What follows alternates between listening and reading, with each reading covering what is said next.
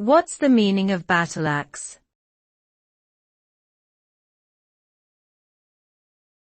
Battleaxe.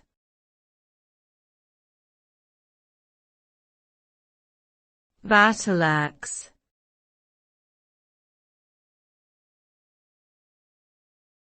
Battleaxe.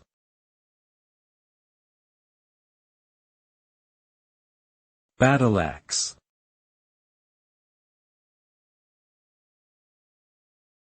The word battleaxe has a few different potential meanings depending on the context in which it is used.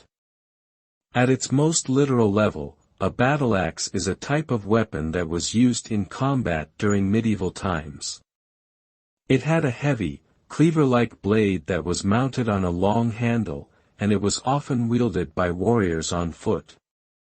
However, the term battleaxe can also be used metaphorically to describe a woman who is seen as strict, bossy, or difficult to deal with.